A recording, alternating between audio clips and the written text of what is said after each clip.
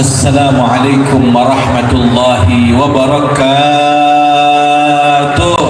Waalaikumsalam warahmatullahi wabarakatuh. Alhamdulillah. Alhamdulillahilladzi hadana lihada wa ma kunna linahtadiya laula an hadana Allah.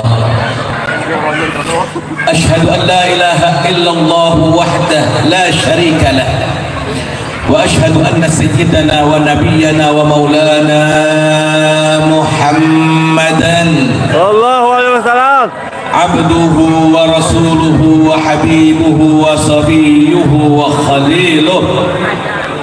Allahumma salli wa sallim wa barik wa karrim wa majid wa azim ala sayyidina wa habibina wa syafi'ina wa qurrati a'yunina wa nuri qulubina wa qudwatina wa imamina wa maulana Muhammad sallallahu alaihi wasallam al-fatihi lima ughliq wal khatim lima sabaq nasiril haqqi bil haqq wal hadi ila siratikal mustaqim sallallahu alaihi wa ala alihi wa sahbihi haqqa qadrihi wa miqdarihi al-azim.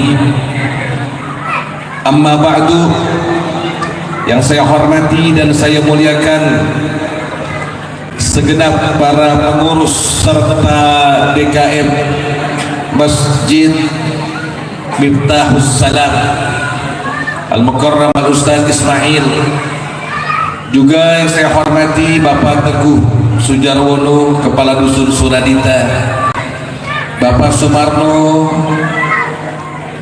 Kepala BPD Suradita, Bapak Warseno, Ketua RW 07, Bapak Agus Winarno, selaku tokoh masyarakat.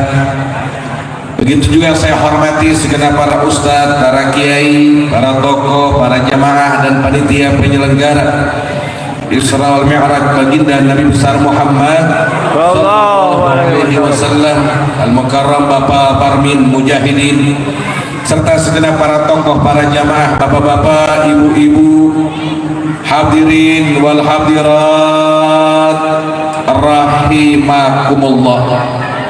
Alhamdulillah, kita bersyukur kepada Allah.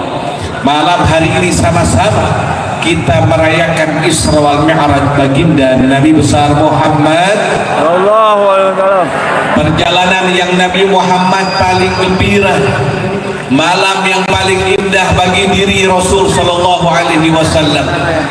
Kalau ada yang bertanya malam apa yang paling dicintai oleh baginda Nabi, malam yang paling agung bagi Rasul sallallahu alaihi wasallam, yaitu adalah malam tatkala beliau di Isra Mi'rajkan oleh Allah Subhanahu. Kalau kita, malam yang paling utama bagi umatnya Nabi adalah tatkala dilahirkannya Rasulullah sallallahu alaihi wasallam.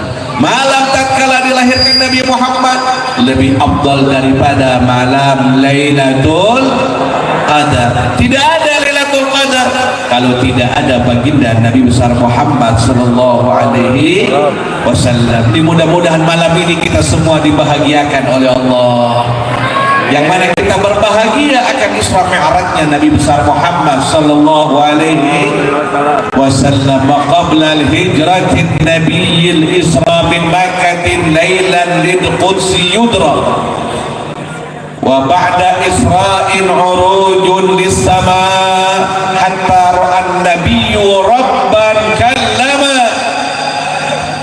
min ghairi kaifin wa inhisarin waqtarab alaihi khamsan ba'da khamsina farad wa ballagha al-ummata bil isra'i wa fardi khamsatin bil amtira'i qad baza siddiqu bi tasdiqin lahu wa fil uruji sidqu wa fa ahlahu. Para jamaah sekalian yang dimuliakan oleh Allah, peristiwa yang agung termasuk mukjizat bagi baginda Nabi besar Muhammad sallallahu alaihi wasallam, yaitu peristiwa di Isra Mi'rajkan beliau. Kejadian Isra ini Nabi masih berada di Mekah, Bapak Ibu sekalian. Jadi Nabi Muhammad ada dua fase di dalam dakwahnya. Yang pertama fase di Mekah, kedua setelah hijrah, yaitu di Madinah. Ketika di Mekah, Nabi Muhammad itu diutus oleh Allah menjadi Nabi dan Rasul ketika umur beliau 40 tahun. Mendapat wahyu pertama di Gua Hiro. Saya mau tanya, di sini ada yang pernah sampai Gua Hiro? Ada yang pernah ke Gua Hiro belum? Di Mekah belum pernah. Mudah-mudahan bisa sampai ke sana. Mau emang ke sono mau? Mau haji mau? Umroh? Ziarah Nabi mau? Ke Madinah mau? Mau aja atau mau banget? Mau banget dong. Nah, kalau pengen berangkat ke sana, di hati kita ditanamkan dulu. Kita sama Nabi, kita yakin, rindu, pengen ke sana, nanti Allah kasih mudah. Insya Allah di bulan ini atau bulan depan kita bisa ziarah Rasulullah, bisa umrah, tahun ini bisa haji. Amin ya Rabbal. Biasanya ibu-ibu tuh kalau yang udah pengen sampai umroh, dia buka medsos, itu yang dibuka gambarnya gambar Mekah Madinah terus tuh. Ibu kalau buka medsos gambarnya Mekah Madinah udah dikit lagi tuh. Ada yang suka buka, ada buka medsos gambar Mekah Madinah ya. Insya di Gua Hiro Nabi Muhammad dapat wahyu pertama. Ketika pulang Nabi Muhammad ketakutan karena pertama kali melihat malaikat Jibril, dipeluk sama malaikat Jibril. Iqra, qala ma ana biqari, kata Nabi aku nggak bisa baca. Dipeluk lagi oleh malaikat Jibril, Iqra. Nabi Muhammad jawab ma ana biqari sampai 3 kali.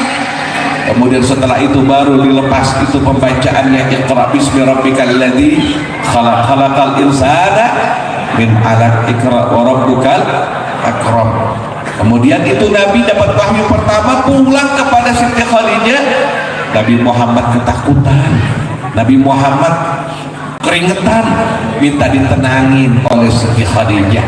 Tuh Siti Khadijah wanita yang paling berjasa banyak untuk baginda Nabi Muhammad SAW, sehingga wanita yang paling pertama kali memeluk ke dalam agama Nabi Muhammad lihat bersama Siti Khadijah. Siti Khadijah 2/3 kekayaan kota Mekah milik beliau seorang. Kaya raya ini perempuan. 2/3 kekayaan kota Mekah lebih bahkan itu milik satu orang, Siti Khadijah. Sisanya tuh 1/3 yang milik saudagar yang lain dan masyarakat umumnya. Tapi harta yang begitu banyak dikorbankan untuk perjuangan dakwah baginda Nabi Muhammad SAW. Bersama Siti Khadijah Nabi punya anak 6 dari Siti Khadijah anaknya Nabi. Semuanya Nabi punya anak 7. Sab'atun auladuhu wa minhum 3 min az-zukuri tubhamu Qasim wa Abdullah wa huwa tayyib wa qahirun bidaini la yulaqabu. Atahu Ibrahim min Sariyah wa ummuhu Mariyatul Qibtiyah wa ghayra Ibrahim min Khadijah hum 6 fakhud bihim walijah wa 4 min al-inathi tuzkaru ridwanu rabbi lil jami'i yuzkaru Fatimatu Zahra wa ba'luha Ali wa ibnahuma Sibtani fadluhum jali fa Zainabun wa ba'duha Ruqayyah wa ummu Kulthum min zakat radiyah. 7 anak baginda Nabi, 3 laki-laki, 4 perempuan. Semuanya ibunya ini Siti Khadijah. 1 yang bukan, yaitu Mariyatul Qibtiyah. Anak Nabi yang pertama bernama Al-Qasim, maka Nabi diberi kunyah Abul Qasim. Yang kemudian yang kedua adalah Ibrahim dan Abdullah. Ya, Abdullah ini punya gelar Tayyib ataupun Tahir. Ya, makanya jangan orang buat kataan Nama orang Bang Toib itu nama anak Nabi loh, namanya Abdullah, ya, gelarnya Toib ataupun Tohir, itu gelar yang bagus, bukan buat bilang sama orang Bang Toib. Masya Allah. Ibrahim, ibunya Mariatul Qibtiyah, perempuannya 4, Fatimah Zahra, ya, Zainab, Ruqayyah, Ummi Kulsum. Ada yang di sini punya anak dikasih nama anak Nabi? Ada nggak perempuan yang namanya Fatimah? Di sini ada nggak? Yang namanya Ruqayyah ada? Zainab, Ummi Kulsum, itu nama yang bagus, ibu-ibu sekalian. Jangan zaman sekarang ngasih nama yang aneh-aneh, yang dibacanya susah. Betul? Orang sekarang tuh kalau kasih nama yang dibaca susah, tuh lihat nama anak Nabi, pilih untuk jadi nama anak kita. Nabi pilih jadi nama anaknya, pasti itu istimewa. Kenapa kita tidak tiru baginda Nabi besar Muhammad? Bapak ibu sekalian, tuh Nabi punya anak dari Siti Khadijah. Siti Khadijah ikut diboikot sama Nabi. Begitu juga pamannya Nabi, Abu Thalib. Dari umur Nabi 8 tahun itu Nabi tinggal sama pamannya Abu Thalib. Tuh lihat, Nabi baru kecil, baru lahir sudah yatim. Abdullah sudah wafat tatkala Nabi dalam kandungan ibunya. Siapa ibunya Nabi? Siti Aminah. Disusui Nabi oleh ibundanya Siti Aminah, kemudian yang kedua oleh Thuwaibah Aslamiyah, kemudian yang ketiga oleh Halimah Sa'diyah. Beres tinggal sama Siti Halimah, dikembalikan ke kota Mekah, tinggal sama ibunya. Tidak lama, umur Nabi 6 tahun, ibunya meninggal. Tinggallah Nabi sama kakeknya yang bernama siapa? Abdul Muttalib. Tidak lama, cuma 2 tahun tinggal sama sang kakek. Sakit sudah karena tua Abdul Muttalib, maka diwasiatkan agar Abu Thalib mengasuh dan merawat baginda Nabi Muhammad SAW. Tinggal Nabi dari umur 8 tahun sama Abu Thalib. Tatkala Nabi sebelum di Isra Mi'rajkan, Nabi Muhammad sedang dalam keadaan duka cita, Bapak Ibu sekalian. Duka yang pertama, istrinya beliau tercinta Siti Khadijah wafat. Kalau orang punya istri, lantas istrinya wafat, kira-kira sedih tidak? Sedih tidak? Nabi Muhammad sedih Siti Khadijah wafat, karena Siti Khadijah yang paling banyak berjuang untuk baginda Nabi Muhammad. Saya mau tanya ibu-ibu yang ada di sini, kira-kira kalau ibu meninggal dunia, suami ibu senang atau sedih?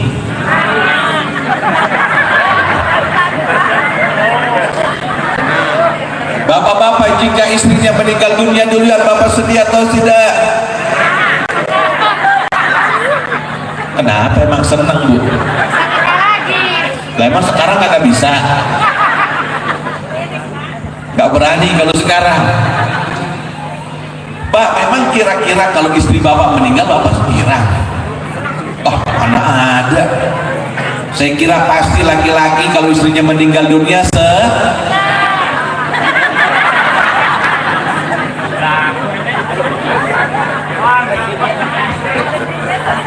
Saya tanya bapak-bapak dulu, ini Pak, kira-kira kalau istri bapak meninggal dunia, bapak sedih, lihat dong,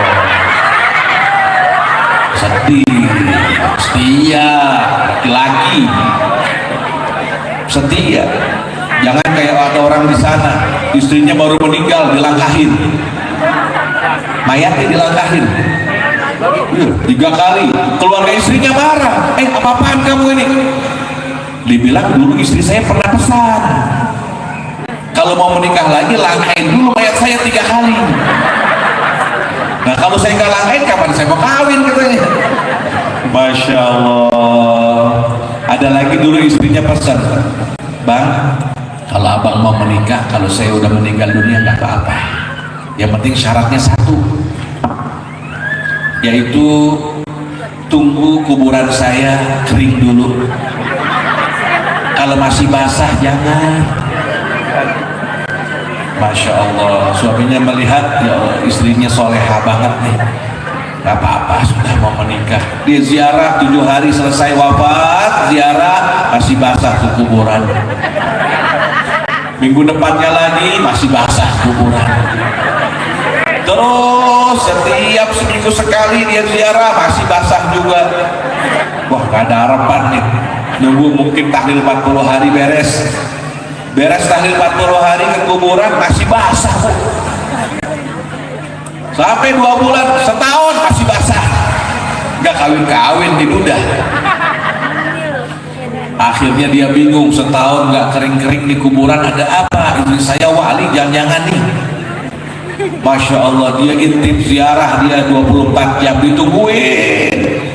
Gak tahunya sore-sore adiknya si perempuan tadi, adiknya istrinya bawa air, bawa kendi, dibasahin itu kuburan.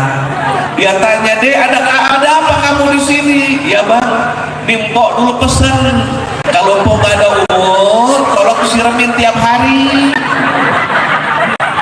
Pantesan gak kawin-kawin ini udah. Masya Allah, karena kuburannya masih basah terus. Ya Allah ya Karim. Tuh lihat Nabi sedih bu. Bapak-bapak senang atau sedih kalau istrinya meninggal? Sedih. Dia bilang, "Ibu ini kayaknya gimana sih? Emang kenapa ibu, ada masalah apa sama suami?" Saya mau tanya ibu-ibu, kira-kira kalau ibu meninggal dunia, suami ibu senang nggak? Kalau suami ibu meninggal dunia, ibu senang nggak?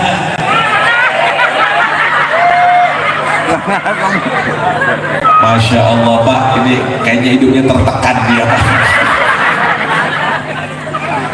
Masya Allah, pengen ganti gagang kayaknya nih. Hadirin hadirat yang dimuliakan oleh Allah, kenapa ada manusia yang istrinya meninggal senang atau suaminya senang? Nabi Muhammad saja yang menjadi contoh bagi kita sekalian, beliau sedih tatkala istrinya meninggal dunia. Kenapa sedih? Karena Siti Khadijah sosok wanita yang luar biasa, wanita yang belum pernah Nabi Muhammad melihatnya cemberut. Pak, pernah gak ngeliat istri cemberut? Ibu pernah cemberut di depan suami enggak?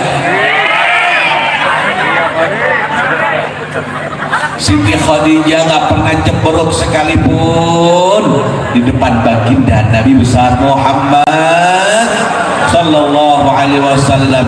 Nggak pernah dilihat kecuali indah, selalu berhias di hadapan Nabi, wajahnya indah, bajunya indah, harum semerbak, wangi di depan suami. Kalau berbicara lemah lembut, ngomongnya lemah lembut bu. Kalau ngomong sama suami lemah lembut. Ini contoh Siti Khadijah bicara sama Nabi pelan-pelan, tidak pernah teriak-teriak. Tuh pantas kalau Nabi Muhammad sedih ketika wafat. Betul. Nah kalau suaminya kira, kadang jangan-jangan ibunya punya masalah, ngomel terus di depan suami, nggak pernah pakai baju yang indah, apalagi dandan, mau kondangan rapi, depan suami pakai daster bolong. Betul Pak? Betul? Kemana-mana cantik, depan suami belepetan. Keluar wangi, depan suami wangi preskel. Kalau ngomong sama orang baik, lembut, ngomong sama laki nyap-nyap. Ada yang begitu, ada yang suka nyap-nyap sama suami. Wah, dosanya banyak banget kayaknya. Ibu-ibu, kasihan suami, jangan sering dimarahin.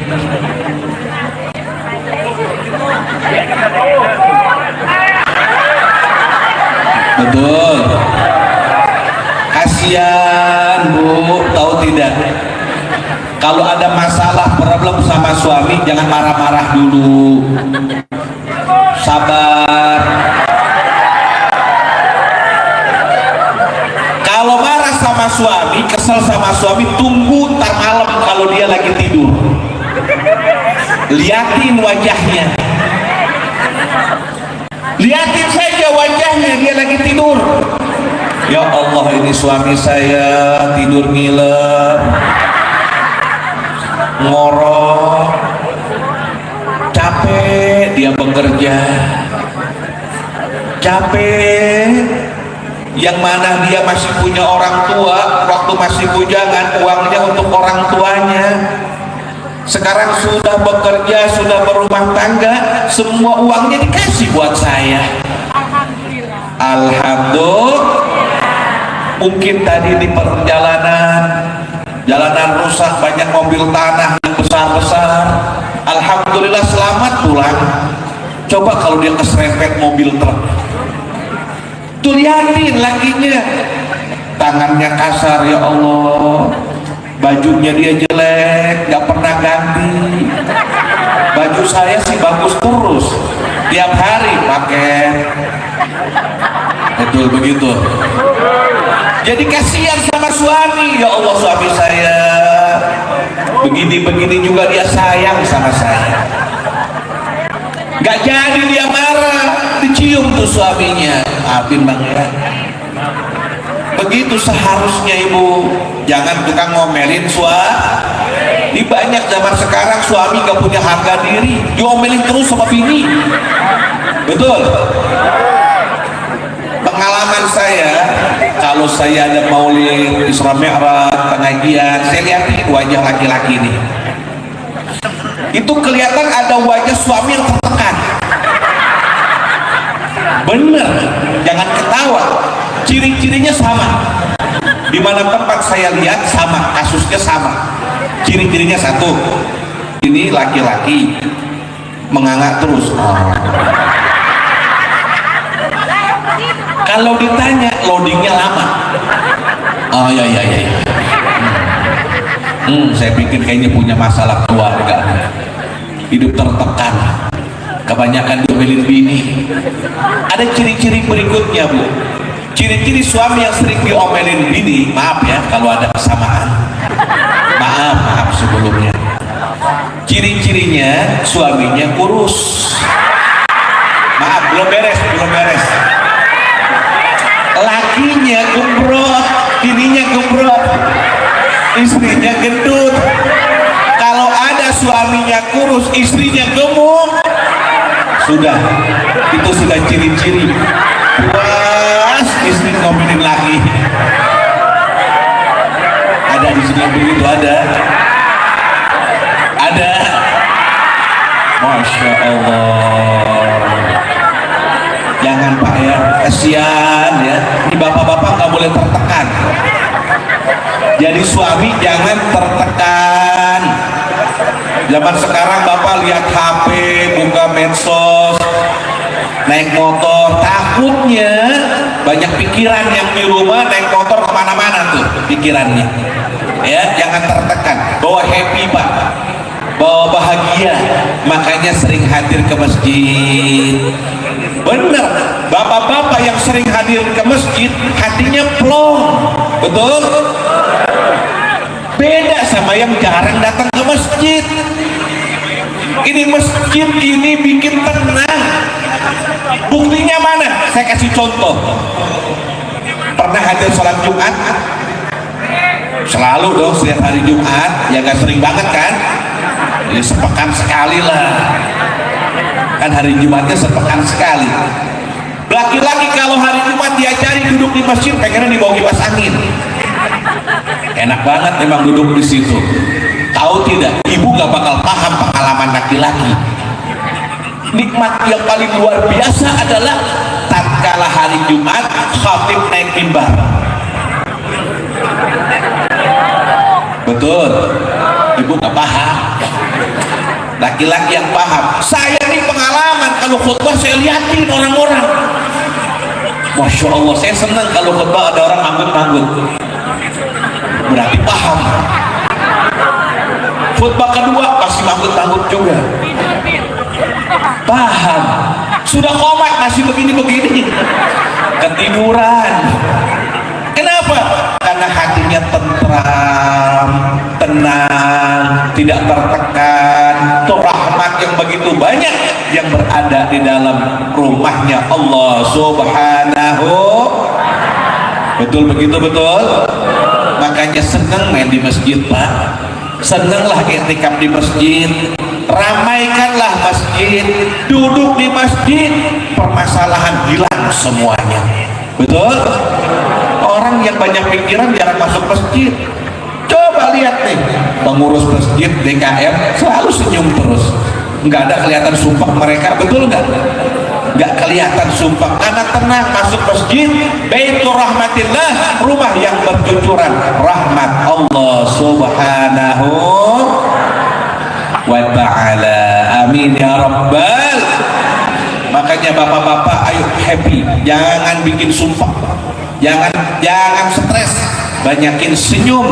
Ibu-ibu kurangin ngomelin suami ya. Ibu-ibu yang bagus khidmah kepada suami, berapa banyak pahala yang ibu dapat manakala ibu berikan makan untuk suami, bikinkan kopi, siapkan air, bahkan panaskan air, taruh di kamar mandi biar suaminya mandinya hangat.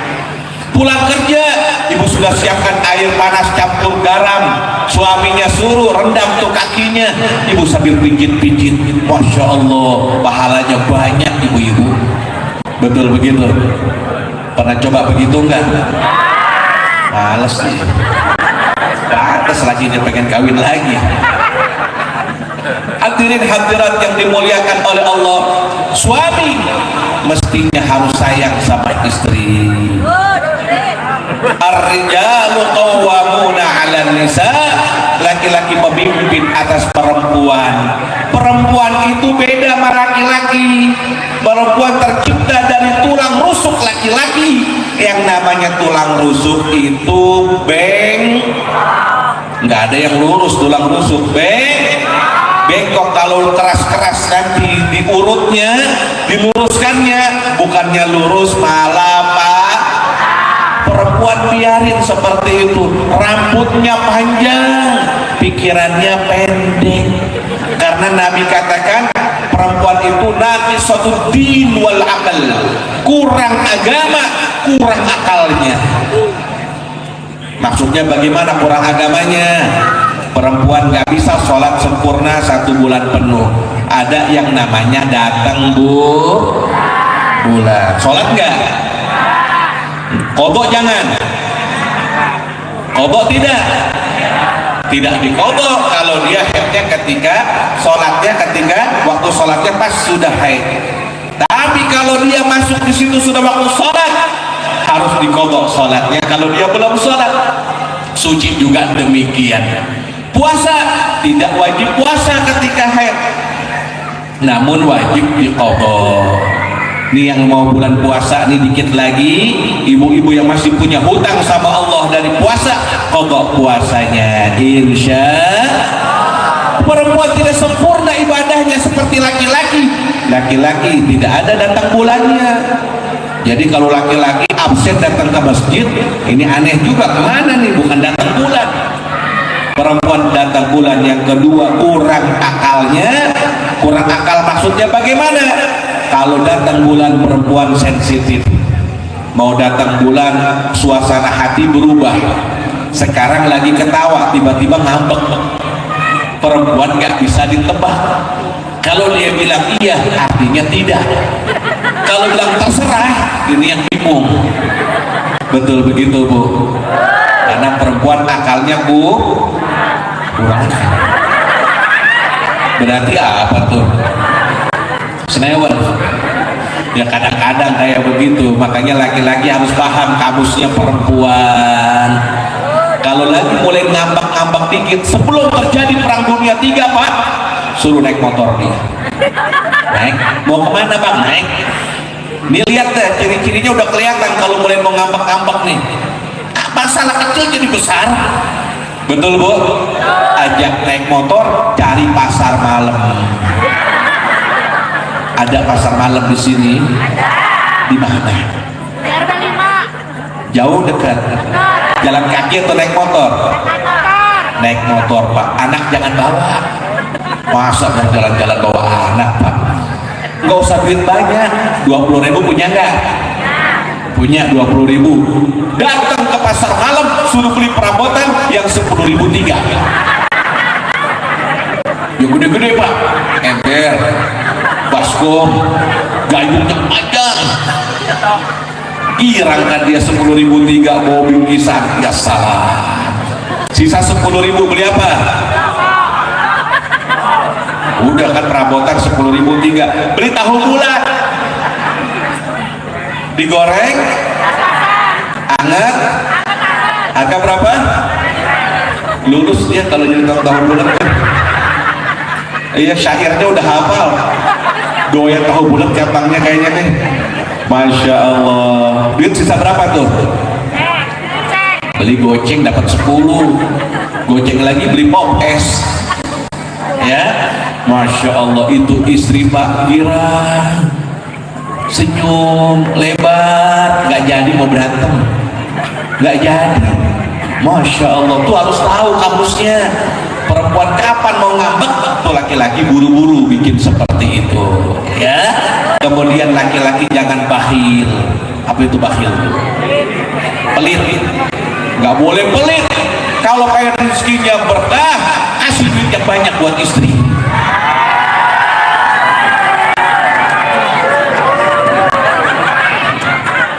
Betul? Betul? Benar. Jangan pelit-pelit, Pak. Kalau istri dikasih duit banyak, dia senyum, satu hari bapak itu berkah, bahagia hidup. Coba pagi-pagi istri duit cemberut, gak enak. Ya, karena sekarang nih Pak, harus tambah lagi giat cari duit, Pak. Karena kebutuhan istri bukan hanya sembako. Betul, Bu? Skincare. Tahu ya? Skincare ini, Pak, lebih tinggi dari sembako kedudukannya. Kalau sembako 5 juta, Pak, skincare 10 juta. Bapak jangan pelit, Pak. Karena saya tahu banyak suami yang pelit kasih skincare. Ini bukan zaman tahun 2000, tahun 1900-an, Pak. Zaman dulu, ya, Bapak masih kecil nih, orang tua Bapak pakai bedak pipa. Betul. Sekarang nggak musik, orang pakai bedak pipa, mukanya kayak kokok beluk. Dan kalau pelit kasih skincare, wajahnya beda, Pak. Glowing. Tapi kalau pelit kasih duitnya cuma sedikit, dia pakai muka doang, muka putih, leher hitam. Kalau ada yang muka putih, leher hitam, nah ini kasih duitnya setengah-setengah suaminya. Kasih yang banyak, biar dia glowing. Karena kalau istri glowing, istri cantik, bapak tambah seneng sama istri. Karena sekarang di luar orang cantik-cantik, Pak. Bahaya nanti. Lihat istri di rumah kelihatannya, waduh, meletup. Ya, ngelihat orang di luar jadi nafsu. Ini yang bahaya. Makanya bikin cantik istri, belikan skincare. Insya. Kira-kira ibu kalau dibeli skincare tambah sayang nggak sama suami? Betul. Janji. Tumpah udah janji, Pak. Sudah janji. Hadirin hadirat yang dimuliakan oleh Allah Subhanahu wa taala. Dilihat Nabi Muhammad SAW betapa cinta kasih kepada istri. Menyayangi istri, tidak pernah memarahi istri, selalu tersenyum. Istrinya juga sama demikian. Makanya tatkala wafat Siti Khadijah, Nabi Muhammad SAW menangis.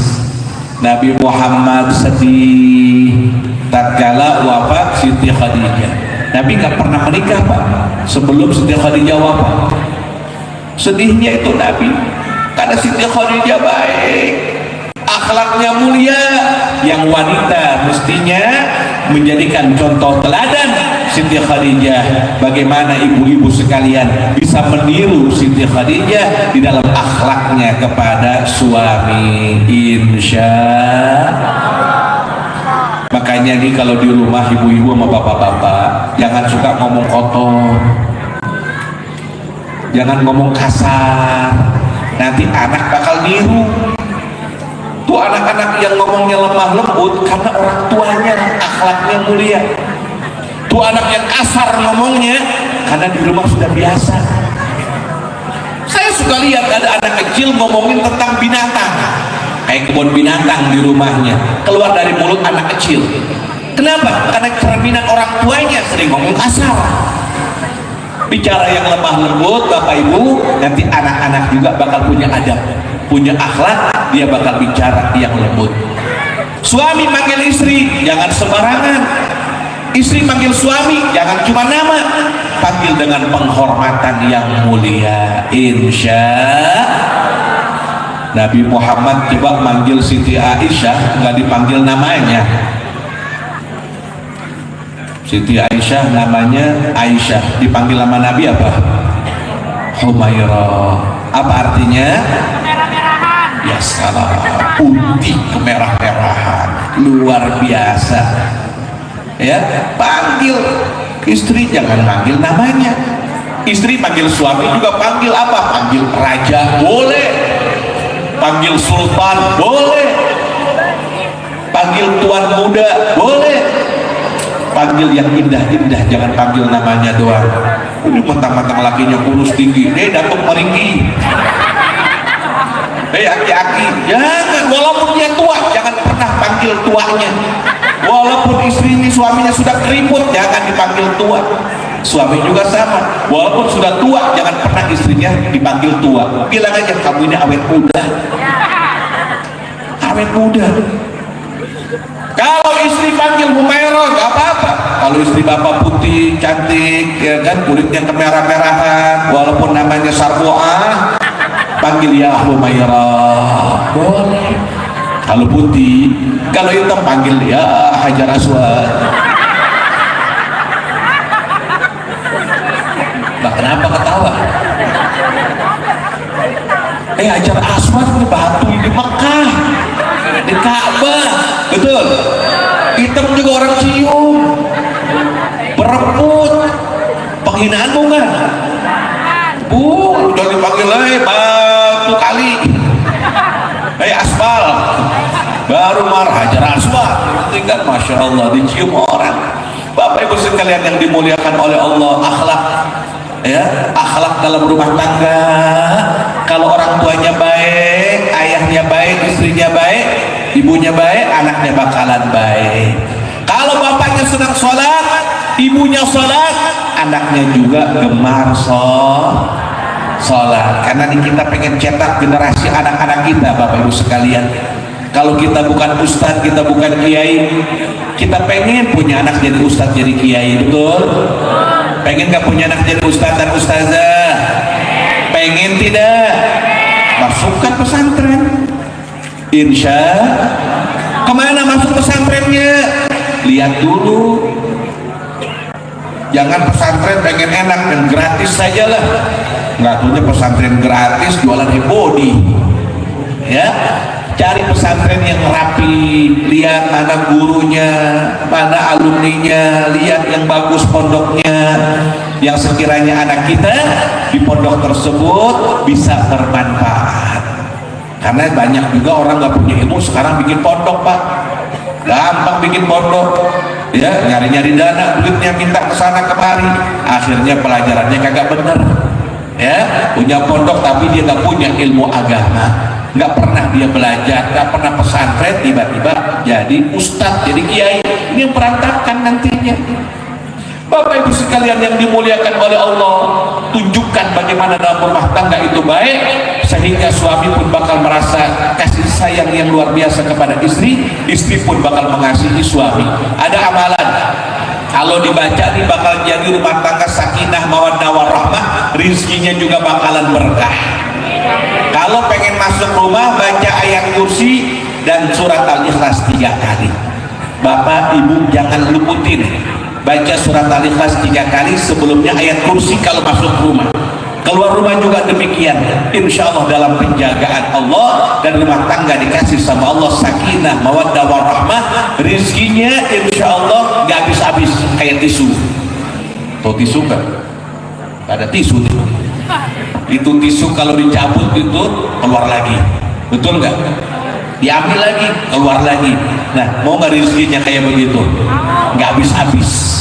Tuh ini baca amalannya, insya Nabi Muhammad istrinya meninggal selang 3 hari, paman beliau tercinta meninggal. Nabi dalam keadaan kondisi sedih, beliau dakwah ke sebuah tempat namanya Taif. Taif ini kurang lebih 100 kilo dari kota Mekah. Ada Bani Thaqif di situ. Yang mana ketika Nabi berdakwah bukannya disambut tapi disambit. Nabi Muhammad dilempari kotoran onta, dilempari batu, kakinya Nabi berdarah. Tuh lihat luar biasa sedihnya baginda Nabi besar Muhammad SAW wafat di situ. Nabi Muhammad begitu sedih berduka, bukannya diterima dakwahnya malah ditolak. Sampai malaikat penjaga gunung rela ingin melemparkan gunung kepada penduduk Taif tersebut karena dia ingkar kepada baginda Nabi, tapi Nabi tidak mau. Nabi bersabar memohon kepada Allah, masih berharap kelak di sulbi mereka banyak orang-orang yang beriman yang tidak menyekutukan Allah dengan apapun juga. Wa subhanallah, banyak menjadi ulama-ulama besar yang keluar daripada Taif tersebut. Masya Allah. Kemudian ketika Nabi berduka, sedih, dakwah ditolak, Allah Isra Mi'rajkan baginda Nabi besar Muhammad sallallahu alaihi wasallam. Subhanalladzi asra bi 'abdihi lailan minal masjidil haram ilal masjidil aqsa alladzi barakna haula linuriyahu min ayatina innahu huwas samiul basir. Maha suci yang telah perjalankan hambanya pada suatu malam dari Masjidil Haram ke Masjidil Aqsa yang telah kami berikan keberkahan di sekelilingnya untuk kami perlihatkan sebagian daripada tanda-tanda kebesaran kami. Sesungguhnya dialah Allah dan yang maha mendengar lagi maha melihat. Nabi mendapatkan kemuliaan yang agung setelah Nabi susah payah berjuang. Bapak ibu sekalian, Nabi sedih, Nabi berjuang, Nabi diintimidasi. Makanya seseorang harus sabar. Pasti Bapak Ibu, manakala kita sabar, Allah Subhanahu wa taala akan berikan kemenangan, Allah akan berikan kebahagiaan. Sehingga baginda Nabi di Isra Mi'raj dari Masjidil Haram ke Masjidil Aqsa namanya Isra. Dari Masjidil Aqsa sampai ke langit namanya Mi'raj. Diperlihatkan tuh kebesaran Allah sampai baginda Nabi menghadap Allah. Hatta ra'an nabiyyu rabban kallama, dapat perintah salat 5 waktu yang sebelumnya 50 waktu, namun pahalanya adalah tetap walaupun salatnya 5 waktu, pahalanya 50 waktu. Makanya yuk kita jalankan sholat, ramaikan sholat.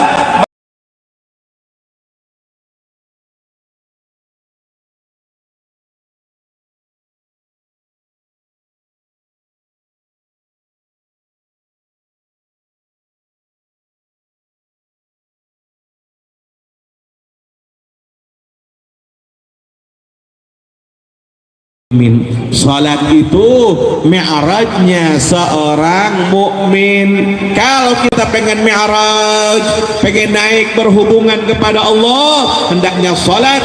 Maka disebut as-salatu silatun bainal abd wa rabbih. Hubungan antara hamba dengan Tuhannya itu namanya salat. Salat berhubungan hamba kepada Tuhan, salat berdoa kita kepada Allah Subhanahu. Allah bawa ini hadiah perintah salat. Luar biasanya salat itu diperintahkannya di langit. Perintah yang lain Pak di bumi, perintah zakat di bumi, perintah puasa di bumi, perintah haji di bumi, perintah jihad di bumi, perintah semuanya di bumi. Perintah sholat sangat luar biasa, Allah perintahkannya di langit. Bumi sudah mulia dengan baginda Nabi, makanya langit pun iri. Bagaimana caranya biar langit pun menjadi mulia? Maka ada peristiwa Isra Mi'raj baginda Nabi Muhammad sallallahu alaihi wasallam.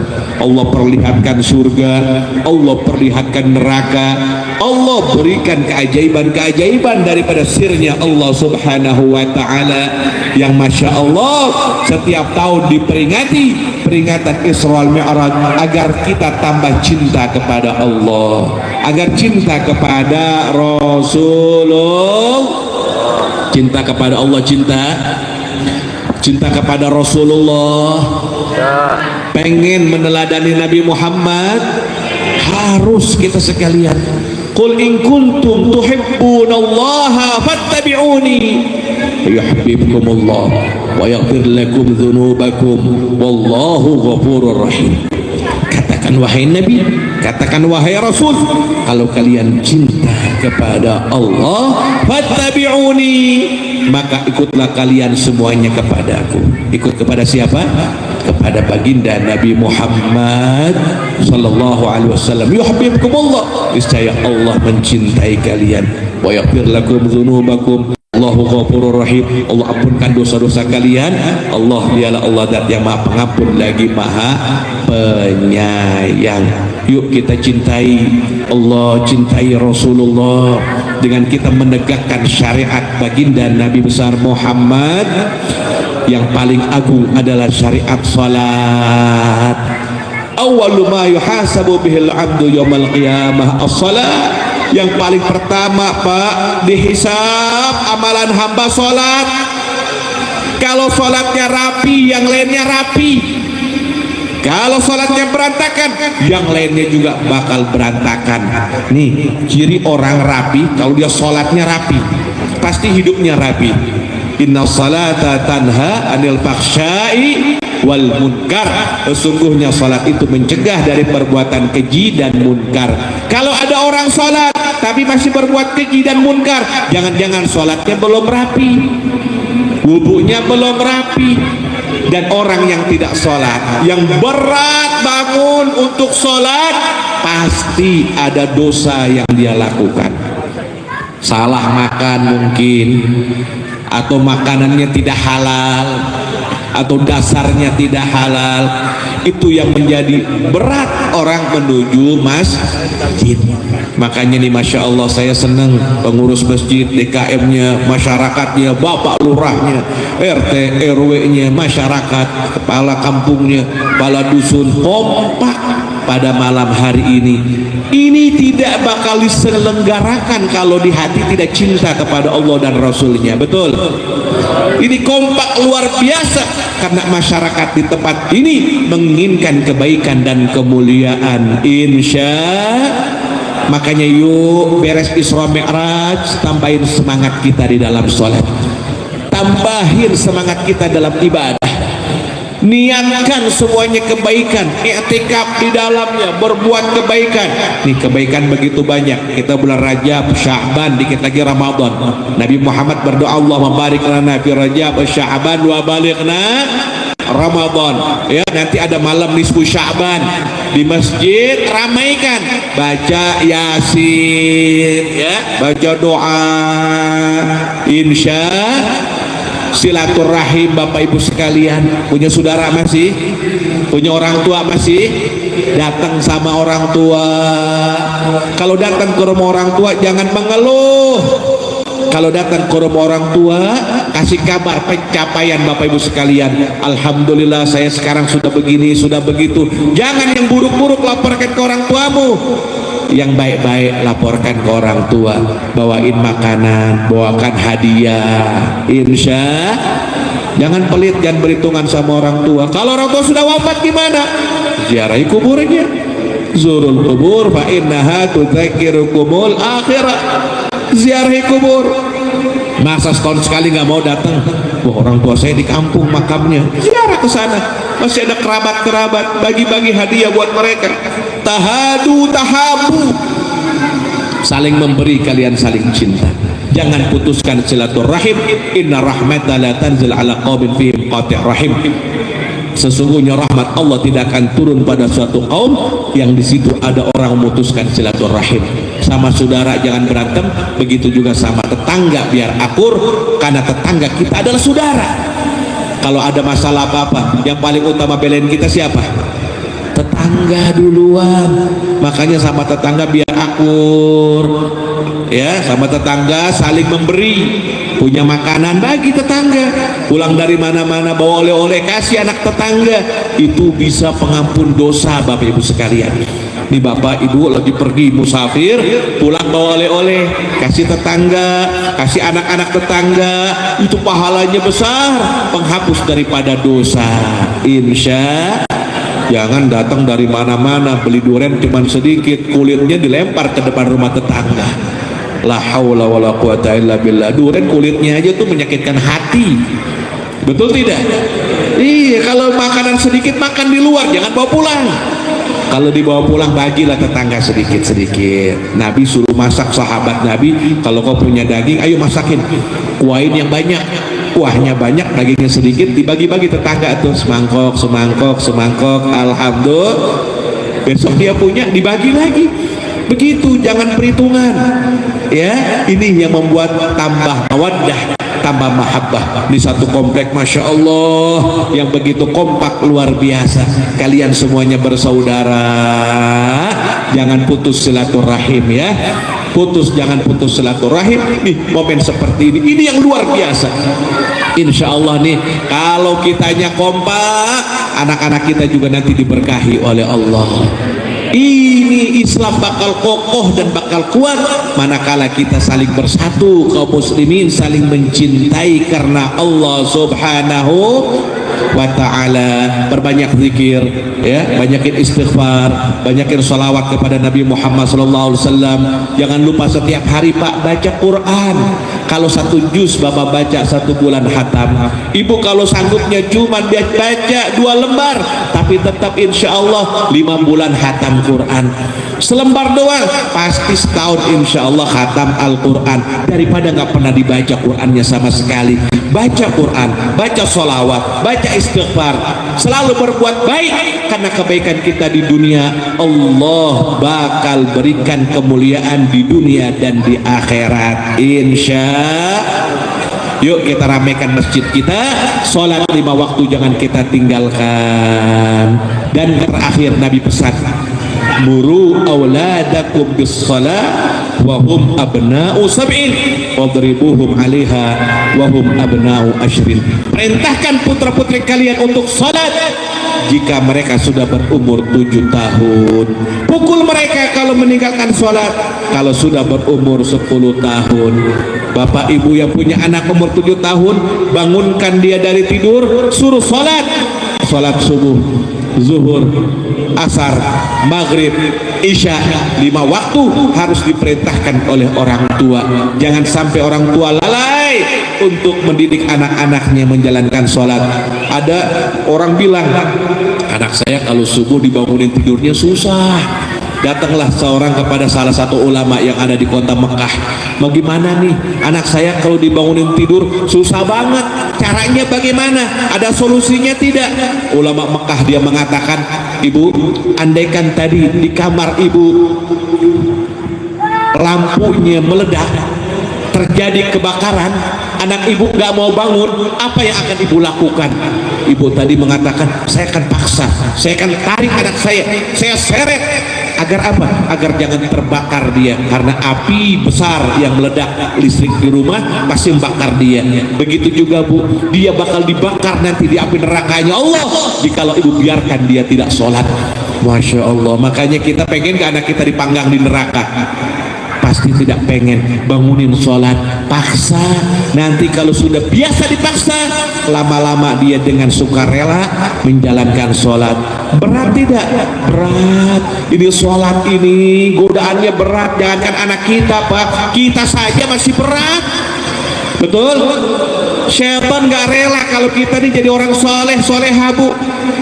Berat sholat ini, berat. Makanya kita lawan. Kalau kita nggak niatkan dalam hati kita, nggak bakal bisa sholat. Orang yang sholat subuh dijaga sama Allah sampai zuhur, sholat zuhur dijaga sampai asar, sholat asar dijaga sampai maghrib, sholat maghrib dijaga sampai isya, sholat isya dijaga sampai subuh. Kalau subuhnya bablas, biasanya zuhurnya bisa bablas juga. Nih ibu bapak bangun jam berapa saja sholat.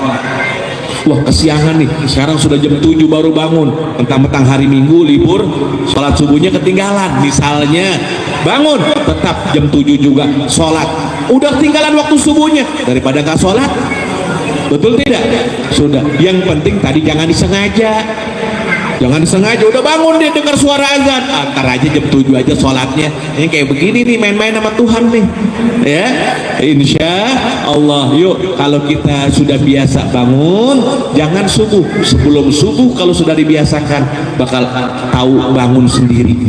Nih ibu udah biasa bangun jam 4, pasti jam 4 bangun ya. Niatkan jam 4 bangun, jangan cuma ke WC bu, kencing doang bu. Sholat, ambil wudhu berat, wudhu sholat tahajud, itu munajat sama Allah. Ya Allah, ya Allah, itu Allah turun ke sana dunia rahmatnya Allah. Allah akan ampunin yang punya dosa, yang pengen tobat Allah terima, yang punya hajat kalau dipanjatkan kepada Allah bakal ijabah hajatnya. Nih hajat kita banyak, kenapa kita malas munajat sama Allah? Pulang dari sini perbanyak munajat kepada Allah.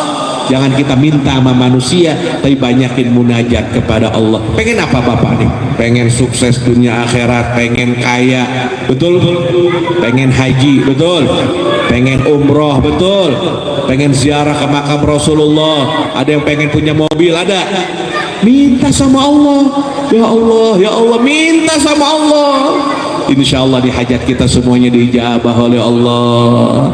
Di dunia kita dapat berkah, di dunia dapat maghfirah, di dunia hajat kita kabul, di akhirat masuk surga.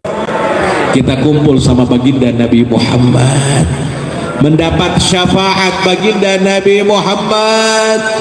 Ya Rabb, ampunkanlah dosa-dosa kami semuanya ya Allah. Tidaklah kami bangkit dari ini majelis melainkan Kau sudah ampunkan dosa-dosa kami. Ya Rabbi, bimbinglah anak-anak kami, jadikan anak kami jadi anak yang soleh dan solehah, yang taat dan bakti kepada kedua orang tua. Jadikan mereka ustadz dan ustazah ya Allah. Yang orang tuanya masih hidup ya Rabb, berikan panjang umur, berikan orang tuanya sehat walafiat, agar jadikan kami anak yang bisa berbakti kepada ibu bapak kami yang orang tuanya sudah wafat. Berkah Isra Mi'raj ini ya Rabb, jadikan kuburan mereka raudhah min riyadil jannah, taman dari taman surga. Jangan Kau siksa orang tua kami di alam barzakhnya ya Allah. Kirimkan pahala yang ada dari ini majlis untuk orang tua kami yang sudah wafat ya Allah. Ini kampung, ini negeri, ini komplek bukan dari bala, dari musibah, dari bencana, dari malapetaka. Ya Rabb, di mana-mana banyak yang banjir, alhamdulillah komplek ini enggak banjir. Alhamdulillah, ini nikmat anugerah dari Allah, agar jangan sampai banjir selama-lamanya insyaallah. Allah berikan keberkahan siapapun yang hadir dalam tempat ini ya Rabb. Berikan rizkinya berlipat ganda, rizkinya berkah, usahanya maju, rumah tangganya Allah jadikan rumah tangga sakinah, mawaddah warahmah. Allah berikan keturunan soleh solehah. Kita doakan seluruh pengurus masjid ya, begitu juga Bapak RT, Bapak RW, Bapak Kepala Dusun, Bapak tokoh masyarakat dan seluruh keluarga besar Masjid Miftahus Salam. Mudah-mudahan senantiasa diberi keberkahan oleh Allah Subhanahu wa Ta'ala. Sekarang kita kumpul di sini, kita minta sama Allah nanti di yaumil mahsyar Allah kumpulkan kita bersama dan kumpul di bawah panji baginda Nabi Muhammad, mendapat syafaat baginda Nabi besar Muhammad. Ya Rabb, malam ini kami kumpul dalam ini tempat, kumpulkan kami kelak nanti di surga Firdaus tertinggi bersama baginda Nabi besar Muhammad. Angkat tangan, Allahumma ij'al jam'ana hadza jam'an marhuma wa tafarruqana min ba'dihi tafarruqan ma'suma wa la taj'al fina wala ma'na wala had minna syaqiyan wala mahruma. Allahumma barik lana fi Rajab wa Sya'ban wa balighna Ramadan Allahumma barik lana fi Sya'ban wa balighna Ramadan wa inna ala siyam wal qiyam wahfadna minal atham ya Rabbi wajma'na wa ahbaban lana fi darikal firdausi ya rajwana bil Mustafa salli alaihi wa alihi ما حركت ريح الصبا أغصانا سبحان ربك رب العزة عما يصفون وسلام على المرسلين والحمد لله رب العالمين. قبول insyaallah. Saya minta maaf lahir batin ya, Masya Allah sampai malam nih acara kita. Minta maaf atas keterlambatan saya juga. Mudah-mudahan antum diberi keberkahan oleh Allah semuanya insya Allah. Saya minta maaf kalau salah kata, salah ucap ya. Kalau ada sumur di ladang, bolehlah saya menumpang mandi. Kalau ada umur panjang insya Allah nanti kita jumpa kembali. Kalau ada jarum yang patah, jangan disimpan di dalam peti. Kalau ada kata-kata yang salah, jangan simpan di dalam hati. Maafin ya, maafin ya. Ada satu pantun lagi boleh. Pakai sendal jangan diseret, kalau diseret kena paku. Jadi perempuan jangan cerewet, kalau cerewet kagak laku. Masya Allah, minta maaf lahir dan batin. Wal afu minkum. Wassalamualaikum warahmatullahi wabarakatuh.